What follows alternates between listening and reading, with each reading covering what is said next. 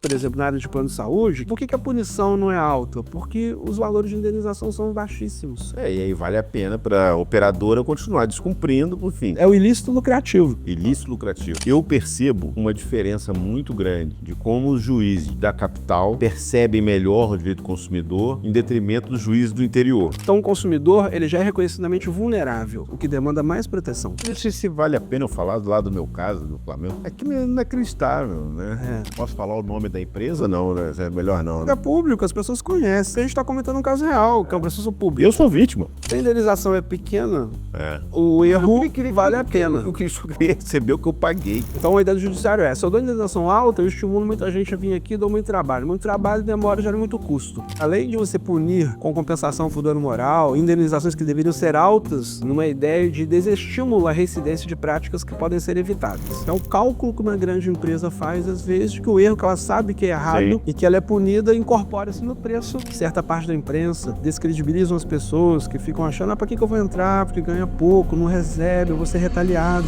O medo de retaliação faz com que muita gente não reclame.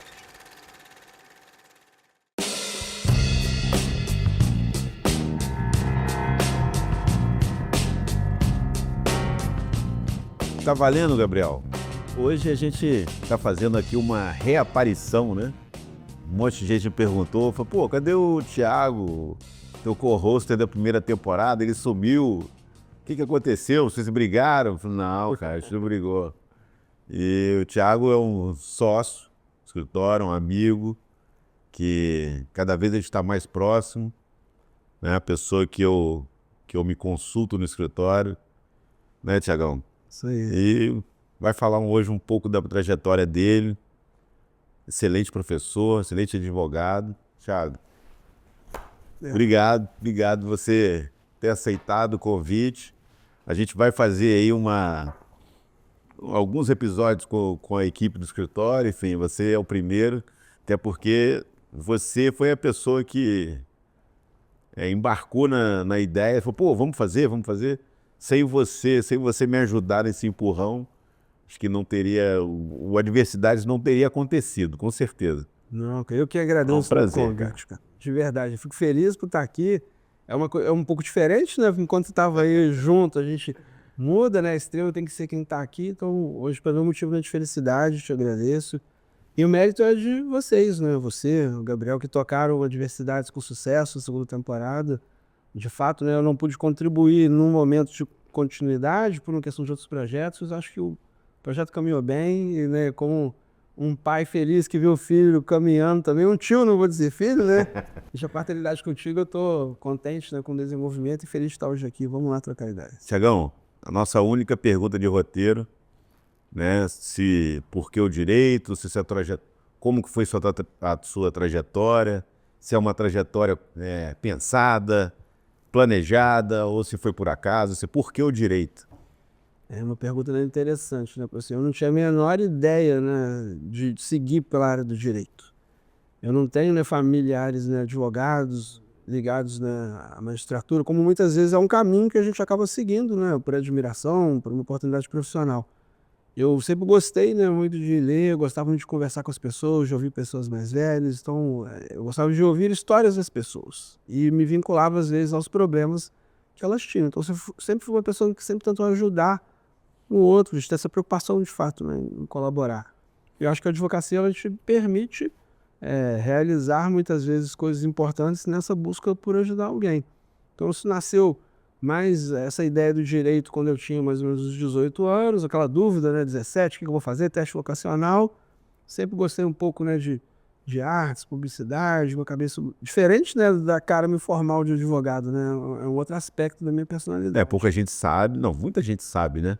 Mas você também é um artista plástico, pode-se dizer assim, né? Tem quadros, tem obras de arte que você usa no seu tempo ali. Depois a gente vai falar mais disso. Você usa no seu hobby ali, né? Eu não chamo de artista, até te agradeço. Não, Onde era um artista, dia. é artista. Mas de fato eu gosto, eu chamo de rabiscos, né? Desenho desde pequeno, nunca fiz curso, autodidata, era mais para tentar acalmar um pouco uma mente inquieta, né? Eu brinco inquietamente, né? Minha cabeça é muito agitada, então é uma forma de eu manter um pouco de um foco ali, sem pretensão eu passo o tempo, me acalmo, e tem gente que gosta e a gente acaba, né, trocando essas ideias. De um tempo para cá eu voltei a fazer mais. Aqui no escritório, né, foi palco de algumas, né, Ih, dessas raízes. de 2 metros ali na minha sala, pô. Tá aí à disposição. É uma forma de ajudar, mas sem pretensão. Então, eu já tinha isso desde pequeno, gostava de artes. Minha avó paterna era uma pessoa muito, digamos assim, ligada a artes, era uma costureira, mas desenhista, então pequenininho foi exposto a isso, gostava. Não tinha essa pretensão maior. Quando eu fiz o teste vocacional, e para minha surpresa e indignação à época, a pessoa disse assim, não, eu não vou te dizer o que você pode fazer, mas você tem iguais, em tese, habilidades para se desenvolver no direito e na publicidade. Eu falei, e agora, né? É na moedinha, como é que eu vou seguir? Continuei com mais dúvidas, mas aí vem as dicas dos familiares, né, na questão profissional, na preocupação. Falei, olha, minha família disse, eu acho que é mais seguro para você, com mais opções de mercado futuro, em questão de direito, que você pode se desenvolver em várias áreas. E como a questão da A gente é daquela época que eu via a família, né? sempre. O senhor tem uma ligação muito grande. Hoje em dia, pô, Ouvia muito. você tem que ouvir o seu filho. Porque a minha base, né, são as nossas raízes, né? Então, a minha criação, a educação que eu tive, as oportunidades que eu tive, me moldaram muito meu caráter, me direcionaram um pouco para essas opções. E aí eu escolhi o direito, dentre essas duas, como primeira ideia, porque eu achei que de fato tinha um pouco a ver com essa minha ideia de colaboração, de ajuda, de botar um pouco de um conhecimento em prol dos outros. Sempre fui uma pessoa meio indignada com coisas erradas que eram mantidas e sem explicação. E aí a gente vai vivendo, vai atuando, e eu acho que esse é um traço tornou meu muito, caminho. muito, muito da sua personalidade, né? Você realmente fica muito indignado. Queria que você contasse pra gente, não quero pular nenhuma etapa, mas você fez direito Eu fiz direito em Juiz de Fora, Juiz de Fora. vim de lá, terminei meus estudos em 2001, me formei, né, no Viana Júnior. Tinha a época o Viana, que era particular, e a Federal de Juiz de Fora, que é excelente. A Federal passava um tempo de problemas de greves, então muitos dos professores, os melhores ali, migraram para essa particular. Foi num momento de reconstrução. Entrei Sim, na a faculdade Viana é em uma excelente 97. faculdade, né? Tá muito boa, né? Melhorou. Eu agradeço a base, muito embora a gente valorize essas experiências olhando depois, né? De trás para frente. A ideia é quando você está imerso, inserido naquilo, você não tem a noção do quanto ali era bom, ou o quanto que hoje eu entendo que a faculdade é uma base, mas o principal é o próprio aluno, é ele que vai se desenvolver depois, né? Se você não se dedicar, por mais que você tenha excelentes professores e estruturas, você não vai absorver. É um conjunto. Fiz aquilo, me formei em Juiz de Fora, no final de 2001, fiz a prova da OAB, passei, aí vem aquela ideia, o que eu vou fazer depois? Você fez a prova da OAB em Minas ou Rio? Fiz em Minas, ainda em Juiz de Fora, acho que era novembro, estava terminando o último período, era 10º período, 5º ano, na minha faculdade era ano. Nessa época podia fazer a prova antes, né, da OAB, né? Eu cheguei a fazer no finalzinho do período correto. Em tese eu fiz ali, eu terminei os créditos das matérias no 5º ano em outubro, novembro, a prova foi por ali. Não sei se hoje pode, mas eu fiz um ano antes. Pode. Hoje você tem possibilidade de fazer antes, ainda que você depois tenha que terminar, né, as matérias regulares para poder... Mas você tem a possibilidade de fazer a prova no nono, é muito comum, tem muitos alunos, inclusive, Sim. que fazem, e vários são aprovados, né, o que mostra que fizeram um bom estudo, não só para passar, mas para aprender. O último ano fica uma maravilha, já passei na prova. Eu passei na OAB, na dúvida, e agora? Eu tinha já uma ligação nos últimos 3 anos de faculdade, os 2 primeiros eu era bancário da Caixa Econômica, terceirizado, sempre trabalhei junto com o estudo, de noite, então chegava em casa às 1h da manhã, 1h e pouco, estudava de manhã. Aí já veio tipo um prejuízo para as aulas, porque eu ia sempre um pouco com sono, mas eu era presente, prestava atenção. Nunca fui excelente aluno, era mais do fundão ali, não tão bagunceiro, mas eu era um cara mediano, normal. Nunca tinha ideia de ser professor, nada disso. Minha ideia era ser advogado, viver uma vida com mais independência. Sempre prezei muito pela minha liberdade, por tomar as rédeas da minha própria vida. E a advocacia é uma profissão difícil, mas ela tem essa grande vantagem, né? Exato. Você é uma pessoa livre, né? É o que eu quis. Nunca quis fazer concurso, muito embora eu tenha uma super admiração pelos defensores públicos. Achava que a advocacia era um caminho que era próximo da minha personalidade, ali eu teria uma chance de me desenvolver. Mas ainda era uma coisa muito incipiente, era ligado depois do banco, eu fui fazer estágio na FIENG, no Centro Industrial de Juiz de Fora, a Firjan aqui do Rio, sindicatos patronais, uma visão pró-empresa, questões familiares, era aquilo que eu achava que eu ia fazer. Terminei a formatura, e minha mãe me colocou, né, em contato com uma pessoa que foi determinante no desenvolvimento pessoal, que foi o professor Aurélio Vanderbass. Professor de professores. Exato. no grande A gente conversou com ele aqui no Adversidades, né? um dos principais Aurélio autoridades do ensino jurídico do Brasil. Foi o episódio mais longo Sim. do Adversidades. Acho que a gente, no total, deu mais de 2 horas, mas a gente teve que cortar um pouco, mas permanece sendo mais longo porque são muitas histórias, né? A gente tem que ter Teriam paciência. outros episódios, como a gente disse, para ele voltar diante da riqueza da vida dele. E ele me disse, minha dúvida era, professor Aurélio, eu quero então fazer um estudo, queria fazer um MBA, minha dúvida é, eu vou para Belo Horizonte ou vou para o Rio? Porque em Juiz de Fora ainda não tinha, em 2001, um MBA bacana ali. Eu tinha ideia de ir para a Fundação Getúlio Vargas e seguir um desses caminhos, aproveitando aquela experiência do estágio, da minha vida pró-empresa, que era a minha realidade ali. E aí o Aurélio Sábio disse, Thiago, tem um mestrado na Universidade Cândido Mendes no Rio, que a área de concentração é tributário e empresarial. Por que você não tenta? Eu falei, tentar, mestrado, não fiz pós. Mas aquela dica dele mudou a minha visão, porque eu me dei a chance de testar. Estava recém-formado também, isso é bom, né? Novo, tá sem aquela confusão. Evidente, sou mestrado, depois eu fiz bem depois, né?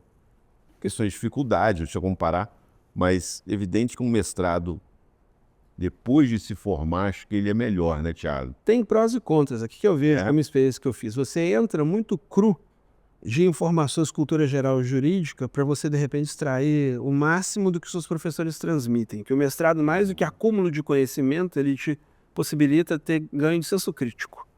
Então, para mim, o que foi uma vantagem? E o ganho que você tem também sobre entender pesquisa, né? Como pesquisar. Isso para mim foi o que a graduação fala, porque de repente se você tem um professor que é muito teórico, que ele não tem tanta experiência prática naquela matéria, por melhor que ele transfira um conhecimento, é limitado a uma percepção distante do que acontece na prática.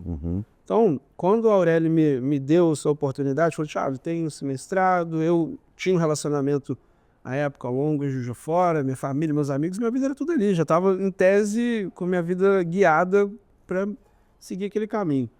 Ele me fez esse convite, eu, maluco no dia, acabei me inscrevendo aqui, vim no Rio uma segunda-feira fazer a inscrição do mestrado, na terça-feira participei de um processo seletivo para a vaga do escritório modelo, não tinha nem chegado a minha carteira de advogado, mas já tinha sido aprovado, já estava, né, habilitado. E aí na terça-feira fiz uma entrevista que eu nunca vou me esquecer, porque eu errei o caminho, no Rio, um calor do caramba, na Cândida, de terno, eu errei o lugar da entrevista. Por acaso, essa semana a gente está aí nesse calor igual. Voltou. Saí correndo no meio da rua de terno, achei outro prédio nervoso, tudo suado, tudo contrário. Eu sempre fui muito tímido, ainda sou até hoje. As pessoas não acreditam. Eu tenho vergonha de pedir informação na rua, de ligar para pedir uma comida. É muito doido isso, né? Eu sei das coisas. Estou entregando umas questões além da imagem que as pessoas têm de mim, pela questão profissional. Mas aquilo foi muito importante, porque na terça de tarde me ligaram dizendo, Thiago, a gente gostou de você, você pode começar amanhã. Eu tomei um susto, porque eu não tinha nenhuma pretensão de mudar de cidade, aquilo era uma questão abstrata, eu fui testar por testar, tentei. Falei, eu na coragem, falei assim, olha, amanhã eu não posso, quarta, agora eu posso quinta, que eu tenho que ir para Juiz de Fora pegar roupa, porque eu tinha visto só com uma mochila. E aí, Zé, começou a minha vida, recém-contratado no escritório modelo de prática da Cândido Mendes. Ali, entrei como advogado criminalista, na vaga de criminal. Olha só, Só que eu não tinha conhecimento criminal, ser formado, tinha conhecimento de direito econômico, civil. Mas ali a complexidade também não é tão... Isso, e tive uma ponte com o advogado da parte da noite, que é um grande amigo, faz tempo que eu não vejo, mas eu gosto sempre, sou muito grato às pessoas, Ricardo Sanovics. Um gênio, sabia tudo de várias áreas, ele me ajudou muito. Ele tinha, sei lá, 10 anos a mais do que eu naquela época, eu com 24 anos recém-completados, novo no Rio, novo como advogado, mas eu fazia em tese alguns atendimentos e ele dava a orientação maior. Jurídica, né? E tinha um PROCON recém-criado, um convênio de cooperação técnica, que o professor Aurélio levou para a universidade numa visão de direito, né, prático, uma visão diferenciada, que formou várias escolas de direito no Brasil depois, e a Cândido Ipanema é uma marca grande disso. Até no final do ano passado, completaram 50 anos desse projeto do Aurélio, mudar a Cândido, depois ele criou a Escola de Direito da FGV e várias outras, numa visão de direito muito prática, numa visão de pensamento crítico. Então eu tive uma o Aurélio deixou um legado, né?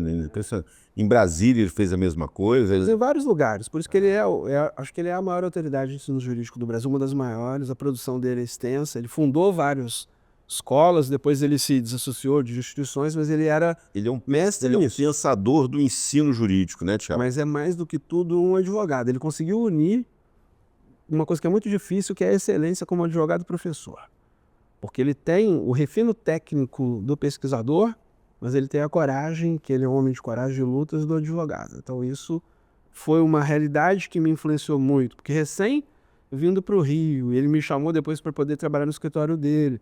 Eu virei sócio dele durante um tempo, então eu aprendi muito sobre direito econômico na prática.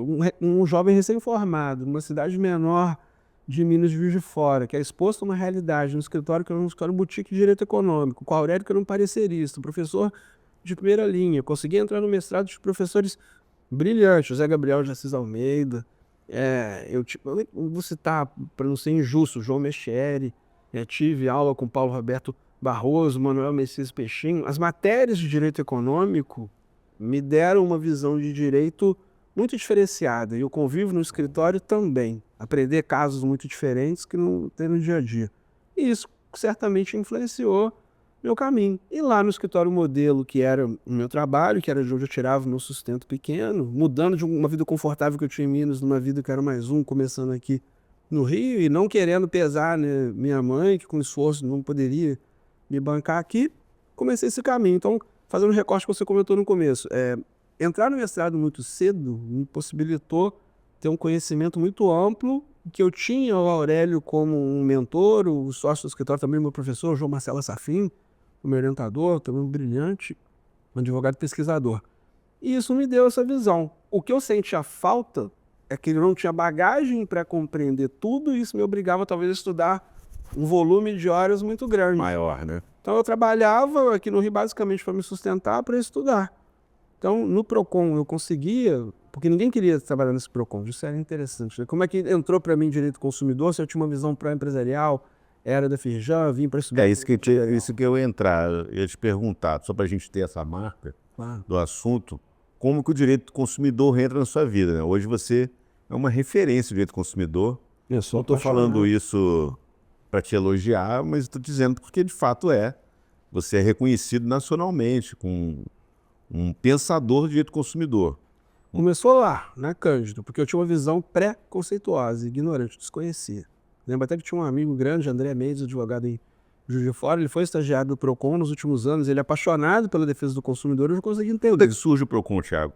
Procon, na verdade, tinha um grupo executivo de defesa do consumidor que veio até antes da lei de São Paulo, que depois gerou a Fundação Procon de São Paulo.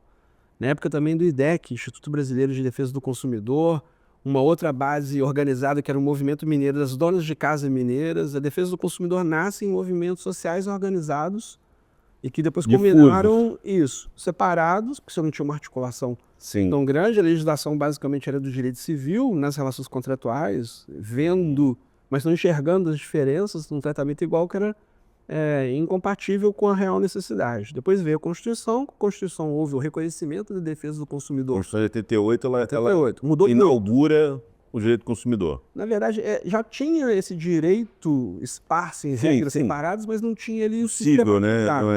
Era invaracível, né? Sim, e era separado. Você tinha uma lei de contratos, tinha uma lei de transporte, mas eram leis esparsas. Com a Constituição, a gente teve o direito do consumidor alçado como direito de garantia fundamental. Então a gente teve ali uma omissão constitucional, numa mudança das regras jurídicas, uma mudança de um direito muito mais individualista para um direito social, função social, boa-fé, coletividade. E aí a defesa do consumidor veio ali. Só que a defesa do consumidor, por ter uma base constitucional, ela também tem que compatibilizar com o desenvolvimento econômico, livre iniciativa, que também é na Constituição do artigo 170. E isso que muita gente às vezes esquece, que você às vezes faz uma análise de um caso, um recorte, sem lembrar muito das consequências. De um outro lado, o direito do consumidor ele deve se harmonizar com o direito dos bons empresários. Então eu aprendi na prática do dia a dia, com uma porta aberta, recém-formado, sem ter estudado direito do consumidor na Cândido. Era um desafio gigante para um jovem recém-formado tímido, mas foi a melhor escola que eu tive na minha vida. E atendendo no dia a dia, sofrendo junto com as pessoas os pequenos grandes problemas. Como novato, você pega a área que ninguém quer, então tive que começar a atender direto no Procon, porque as pessoas só iam reclamar, ninguém chega feliz.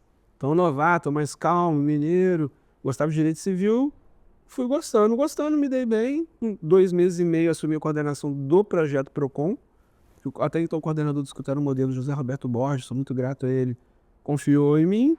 E dali para frente, nunca mais consegui passar, acho que um dia, sem pensar em direito do consumidor. Aí novas oportunidades em sala de aula, em pós-graduação, eu percebi que eu tinha uma boa forma de tratar as pessoas, eu era comprometido com os problemas, tinha um refino técnico da questão do direito econômico, um olhar um pouco mais amplo. Você já está atuando de consumidor há quantos anos, Thiago? Desde o meu começo. Esse ano eu completei 23 anos de formado e de carreira. Então, toda a minha carreira como advogado e professor, ela está intimamente ligada ao direito consumidor. Eu não escolhi o direito consumidor, eu fui um pouco escolhido por conta dos desafios que eu... Não vou nem falar do dia 1 porque te faltava ainda um conhecimento, mas do primeiro, segundo ano, né? Quando você já está ali há 2 anos no Procon trabalhando, para hoje, qual o seu cenário de evolução do direito consumidor do Brasil, né?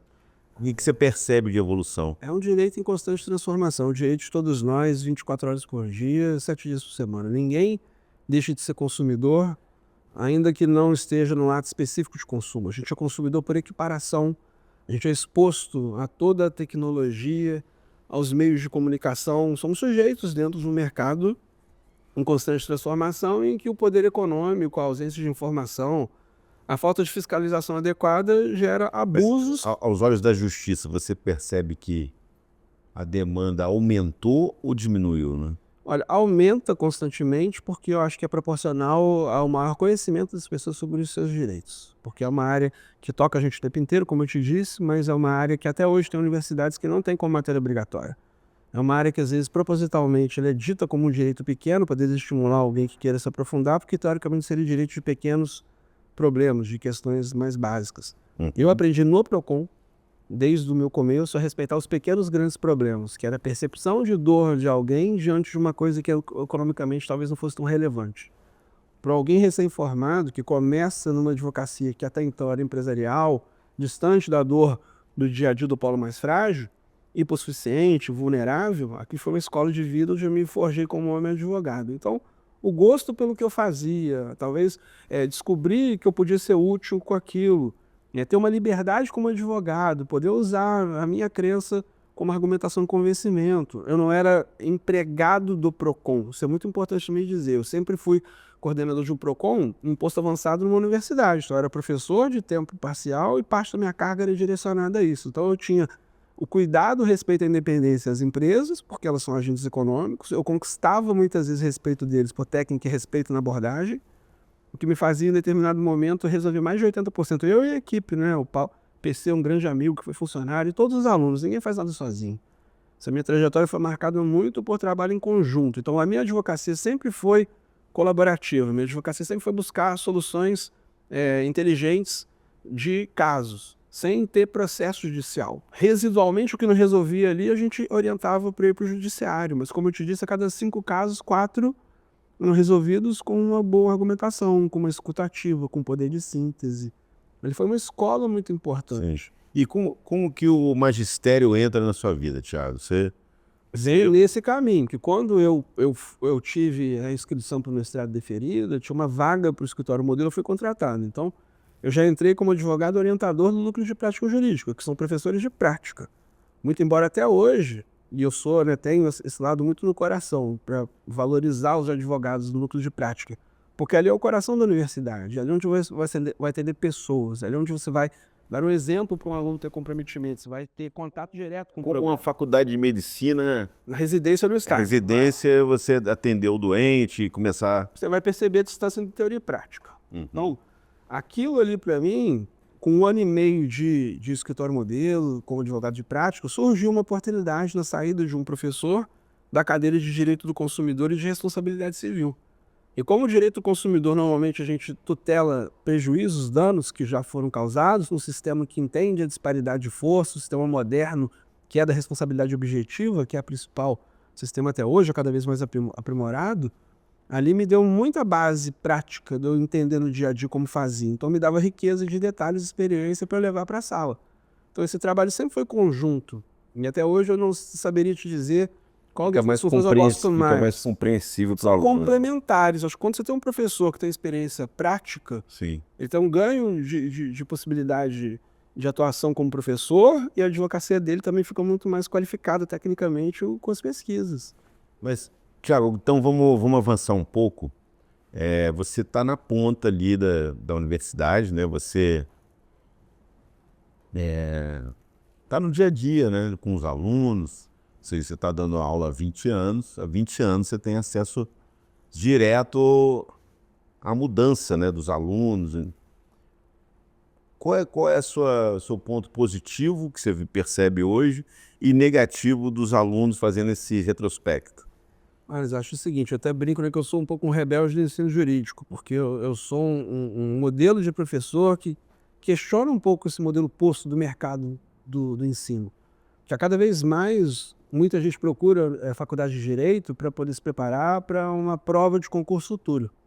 Nenhum problema em relação a isso. O problema é que a má qualidade das avaliações faz com que o direito, às vezes, produto de consumidores, indique uma maior ideia para você ganhar mercado no ensino jurídico que eu acho muito enlatado, que fica muito preso à literalidade da lei, que não estimula raciocínio crítico, que você fica repetindo verdades absolutas dos outros. Eu sempre tive, por conta dessa experiência do consumidor, de testar na prática e a teoria, uma visão diferenciada, e sempre quis trazer para os meus alunos um modelo de ensino que eu queria ter tido para mim enquanto aluno. Sempre me coloquei no lugar do outro, isso é uma característica muito minha, que o advogado que trabalha nisso, acho que tem que se colocar no lugar da outra parte. Até para você já ter antecipadamente as teses do outro, para entender mais ou menos a ideia. E eu sempre pensei em que aquilo que eu estava aprendendo para poder transmitir tinha como objetivo solução de casos reais, que é a resolução de casos. Não era um direito aprendido de forma genérica para responder uma questão de prova. Era um direito onde necessariamente eu tinha que criar uma metodologia de enfrentar um problema à luz do caso concreto, com os argumentos e pensar nas consequências do êxito. Você acha que os alunos de hoje estão fazendo pelo que eu estou entendendo, você entende que hoje está mais ainda...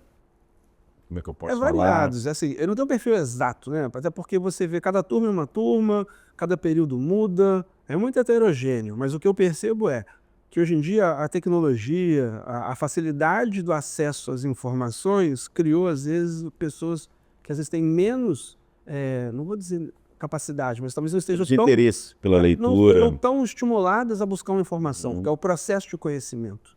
Acho que é o desafio maior de hoje, da geração mais nova. É o que o Fernando Thompson falou num dos episódios que a gente estava aqui conversando, né? Nosso amigo, os irmãos Thompson são brilhantes referências acadêmicas na Cândido Mendes de Ipanema, que é a minha casa ali. Ele disse, muito importante, às vezes você aprender uma coisa, é aprender a aprender. Então o aluno muitas vezes não quer muito ter esse processo que é complicado de entender o desenvolvimento de ideias, ele já vai um pouco no atalho da resposta, talvez porque pressionado por um mercado onde a prova do concurso ele vai fazer cobra dele isso, ele não está tão habituado às vezes a aprofundar muito. Não são todos, obviamente, tem vários aí que vão num outro caminho, que me faz talvez estar até hoje. Sim, inclusive, sempre tem alguns que... Inclusive tem um técnico no escritório que você me indicou, que é o Vitor. Eu trouxe para você um dos meus preferidos, que foi meu Pedi uma estagiário. indicação para o Thiago. Eu falei, Thiago, me indica um aluno bom, cara. E eu tive que praticamente convencer ele que ele trabalhava no escritório. Sim, porque ele não tinha uma ideia muito de direito, né, penal. O Vitor era um cara achou super que a gente organizado. ia defender um monte de coisa que ele não O queria. escritório é um escritório penal econômico e corporativo, então você não vai ter contato com determinadas áreas que podem trazer para alguém uma falta de adesão, de aderência. Né? Nada contra quem faz as outras Claro, áreas, longe direito disso, penal. é perfil. Sim, claro. Todo mundo é necessário, é um sistema, não tem ninguém melhor do que ninguém. O advogado sempre vai precisar de um outro. O advogado que E vai.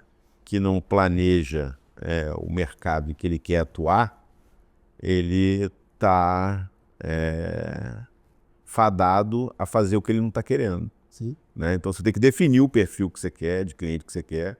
E infelizmente isso a gente não aprende na universidade, só na luta diária da advocacia. Dia a dia, e mesmo assim, a duras penas que raramente alguém tem a solidariedade, a gratidão, a generosidade de partilhar. As disputas no mercado muitas vezes são tamanhas que as pessoas têm aquela ideia de conhecimento tem que ser aprisionado, guardado, supervalorizado, porque essa é a diferença. Eu já acho que eu tenho que ser melhor do que a minha versão de uma hora atrás, do dia anterior.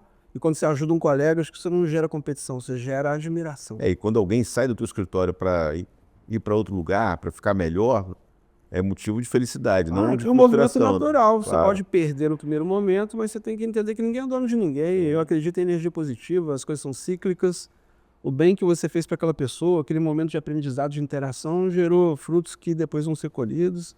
E é assim que eu tentei criar a minha vida, né? Como um advogado que busca lutar pelas coisas que eu acredito que são corretas, mas sempre num espírito de colaboração.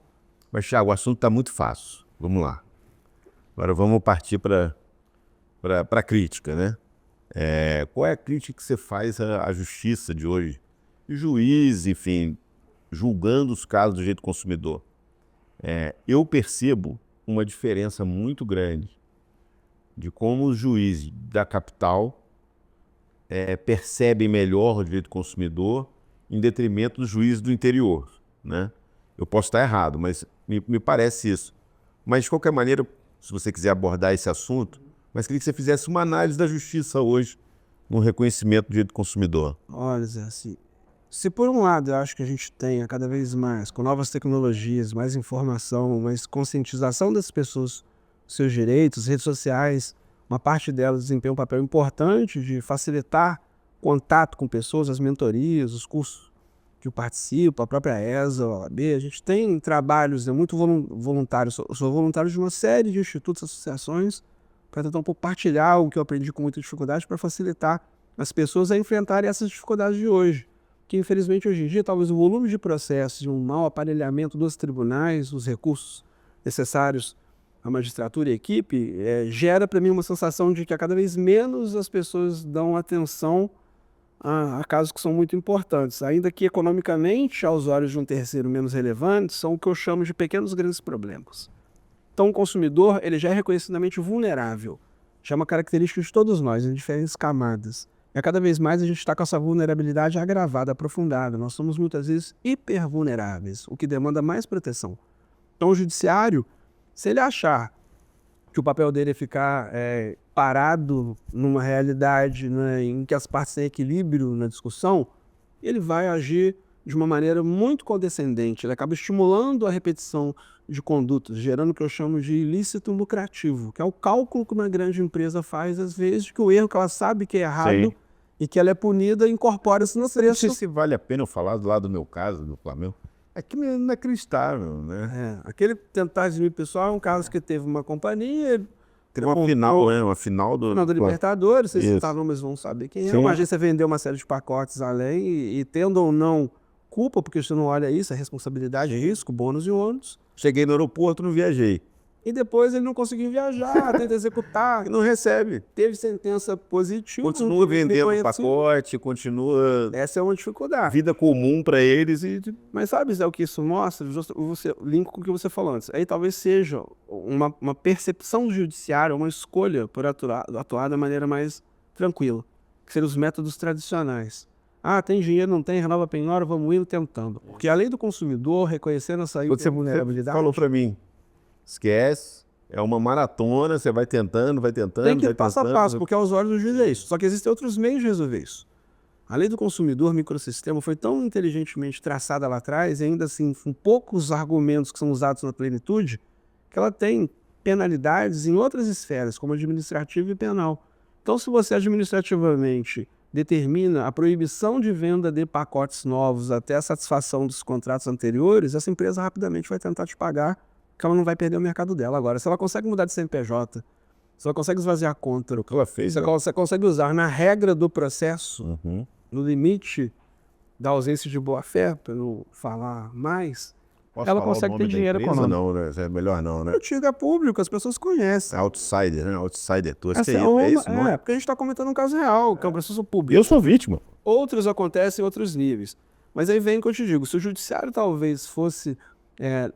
pelo menos por um tempo, alguém que tivesse que pagar mais caro, tivesse que dar indenizações mais altas, no aspecto de você combater uma coisa que se repete porque a impunidade... tiveram várias vítimas, né? Várias vítimas. Se a indenização é pequena, o erro vale a pena. O que eu queria receber o que eu paguei. Cara. Mas eu digo o seguinte, vamos imaginar então alguém que fosse condenado e tivesse recebido, mas ao invés de dar indenizações que em geral são 5 mil reais, 10 mil reais, 8 mil, que nunca vão enriquecer ninguém, que sob a alegação de enriquecimento sem causa há uma tentativa de filtrar novas ações.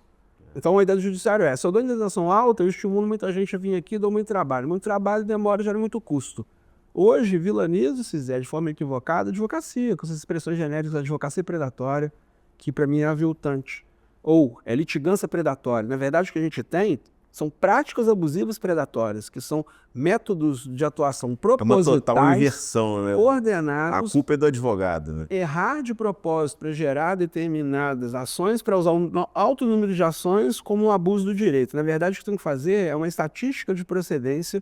O CNJ está muito atrasado nisso, para que a gente perceba que a cada 10 ações, por exemplo, na área de plano de saúde, que é a minha área de maior dedicação por conta de todo esse histórico, certamente a gente tem mais procedências que improcedências. Então, teve um juiz que analisou, teve contraditório, teve um tribunal que analisa, o Tribunal Superior que mantém uma decisão. Será que todo mundo está errado ao entender que há uma falha? Então, por que a punição não é alta? Porque os valores de indenização são baixíssimos. E aí vale a pena para a operadora continuar descumprindo, enfim. Dos Porque poucos ela faz uma conta, né? pouco. É o ilícito lucrativo. Ilícito lucrativo. A gente tem uma teoria do Nelson Roosevelt que fala disso, e que ele diz que além de você punir com compensação por dano moral, indenizações que deveriam ser altas, numa ideia de desestímulo à reincidência de práticas que podem ser evitadas. Mas o que acontece é que aquilo continua, eles bombardeiam o judiciário, certa parte da imprensa, descredibilizam as pessoas que ficam achando, para que eu vou entrar, porque ganha pouco, não recebe, eu vou ser retaliado. O medo de retaliação faz com que muita gente não reclame. E o alto número de processos que temos hoje, certamente ainda é muito distante do número dos processos reais. Tiago, sem contar, aí, enfim, a gente tem sempre que olhar todos os envolvidos, né? Sem contar que nem todo advogado vai ter o conhecimento técnico para chegar ao êxito necessário, né? Ainda tem isso, né? Mas aí é uma questão acho que cada um tem hoje em dia, e eu acho que não tem desculpa para quem vai tentar dizer que não tem oportunidade para aprender. Porque eu posso te dizer claramente, a ESA, por exemplo, agora, a gente tem um programa de mentoria em defesa do consumidor segundas-feiras, gratuitamente a cada 2 semanas, com ensinamentos práticos de super especialistas, os maiores do Brasil. A ESA? A ESA faz muito isso, a OAB, Escola Superior de Advocacia. A gente tem a comissão de defesa. E é presencial esse consumidor. curso? Ele é online, você pode acompanhar no YouTube. Mais fácil ainda. Da ESA, não tem história, você assiste na hora que você puder, de onde você estiver. E a exemplo disso, tem um monte de webinários, tem eventos que são produzidos por pessoas. A internet hoje em dia permite que um advogado do seu escritório consiga produzir conhecimento de qualidade e colocar aquele conhecimento, né, à disposição de outros tantos colegas. Existem mentorias, treinamentos, como dos amigos, eu tenho onde participar, dos maiores, do Renato Porto, do Cristiano Sobral, que fazem isso. Então acho que não tem muito desculpa, nem assim, é caro, tem um monte de coisa que é gratuita, mas tem que ter intenção, tem que ter transpiração, tem que ter propósito. Boa. E tem que ter coragem. Tiago, a gente fica aqui no escritório até altas horas conversando sobre tecnologia, sobre futuros. Você me ensina uma coisa, eu te ensino outra. Uma troca. A gente troca muito. Como é que você vê a interferência da tecnologia na nossa profissão e adiante? O que você percebe? Eu acho que é um aliado, é uma ferramenta. Como um bom instrumento, ela pode ser bem ou mal usada. Mas é inegável que ela existe, que ela vai crescer cada vez mais. Ela é importante para o desenvolvimento econômico, tecnológico e social das pessoas. Como um remédio, você tem que calibrar a dose. Em excesso, ele pode fazer mal. Quando for pouco, não resolve. Então, eu acho que a gente tem que ter regulamentação, sim, da inteligência artificial, regulamentação das redes sociais. Regulamentar não quer dizer proibir, quer dizer cuidar. Estabelecer parâmetros, analisar distorções. Porque a gente está o tempo inteiro cedendo dados que são informações organizadas que ganham valor pelos atos mais básicos. O nosso celular sabe onde eu estou, o horário que eu saio, ele me diz no final do dia, assim, você ir para sua casa hoje, você demorará 25 minutos. Ele não sabe que eu vou para lá porque eu ainda não saí daqui, mas ele presume por comportamentos anteriores. A internet é o local que tudo sabe e nada esquece.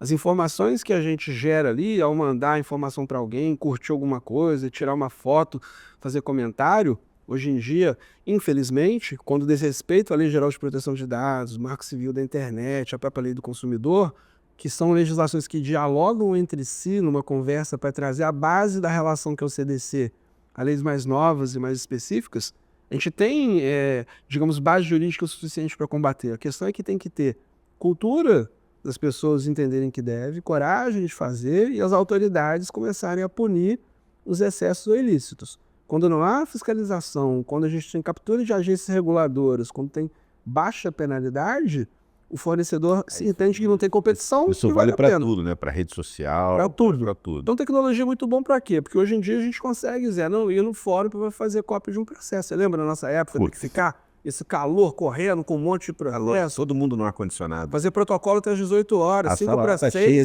de Um monte de gente correndo gente no fórum. ar-condicionado. Lembra? Quanta gente que torceu o pé, quebrou, salto de mulheres no centro do Rio. Ninguém compra sapato novo. Hoje você consegue advogar em todos os lugares do Brasil pelo processo eletrônico. Você pode ter, às vezes, uma rede de apoio para audiência, mas ficou muito mais democrático. Hoje alguém pode ter um advocacia de sucesso, um espaço físico menor. Quem acha que a advocacia Desde que tenha as boas piorou, ferramentas. acho que não está percebendo o que aconteceu. Né? E pode piorar por um lado, acho que nunca tem nada absoluto. O problema é isso, que as pessoas são muito ligadas a ter a análise em geral, assim, Eu sou ruim, um pouco resistente 880. a todas as audiências serem online, as de instrução serem pessoais. Enfim, tem algumas coisas que... Cada caso é um caso. facilidades que Eu acho que a gente não pode generalizar. Sim. E hoje o mundo é muito de argumentos genéricos e superficiais. Difícil é encontrar a divergência. Difícil é pensar além mais genéricos e superficiais, né? Difícil é Há uma enxergar. assertividade, mas é muito superficial. Difícil é enxergar além do que a gente vê nos perfis. Isso demanda tempo, isso demanda crítica, exposição. Então, são esses os caminhos que eu acho que a tecnologia é uma super aliada, porque a gente aprende melhor. Posso fazer cursos excelentes, posso ter videoconferência. O meu cliente pode não ter mais a vontade de vir aqui até a cidade no escritório. Eu posso eventualmente atender um cliente longe, posso atender no aeroporto. A gente tem facilidade de troca de documentos, assinador eletrônico. Isso é inegável. Eu acho que isso facilitou muito a vida. A vida analógica, como era, vários aspectos dela são bons. Era engessada, né, demais. O lado ruim é a percepção do que o tempo não te pertence mais, que o relógio anda mais rápido, porque você é obrigado a responder a imagem, uma mensagem no momento do que o outro quer. As pessoas não conversam mais, porque as mensagens colocadas à distância fazem a gente ler no humor que a gente tem.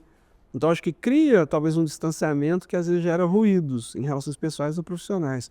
Mas eu acho que se eu tiver que analisar de uma maneira geral, a tecnologia é muito mais útil e válida na vida do advogado do que o prejudica. Com certeza. E aí vai depender de cada um o nível que ele dá e o nível de digamos assim, de dependência que ele tem. Quando há um desses recursos. conhecimento de base que eu percebo sobre a inteligência artificial é o seguinte: quando há um conhecimento de base da sua área de atuação, a inteligência artificial potencializa, Concordo. né, a sua organização, o seu trabalho, enfim, porque, de certa maneira, ela é um pouco rasa e ela erra algumas coisas. O perigo é quando não há um conhecimento de base. Sim. Quando você acredita friamente em tudo que ela Mais ou te menos dá. que já existia com o Google, né? Não, o Google não fala a verdade, o Google é uma ferramenta de busca, a gente tem que ter o cuidado. Acho que é exatamente o mesmo cuidado. Semelhante. É por isso que eu digo que a gente tem que estimular senso crítico, que eu como professor, pensando como advogado e na solução prática daquele conhecimento teórico que eu tento passar, com muito exemplo, decisão de padrões decisórios em tribunais. Estudar não pode mais ser como era lá atrás na nossa época, por questão de tecnologia, só ler o livro. Tem que falar a língua das pessoas de hoje, né?